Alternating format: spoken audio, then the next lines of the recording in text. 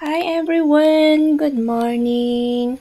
Ayan, tara sa baba ng bahay namin at tayo ay kukuha ng dragon fruit.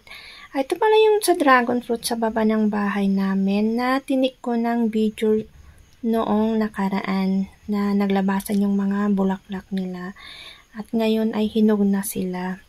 Nung nakaraan na araw, nakakuha na kami ng 6 na hinog. Ngayon, mayroon na naman halos nagsabay-sabay na silang nahihinog.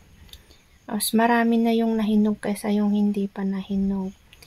At pink na rin sila. Pwede nang kunin, pwede nang pitasin. Mayroon doon sa banda baba, mayroon din dito sa gilid. Nandito kasi ako sa loob ng bakod kaya hindi ko matik ng video yung nasa labasan. Kaya yan yung nandito lang sa may loob ng bakod yung kutik ng video. Ayun, may dalawa pa doon, may kambal sa taas. Ang cute.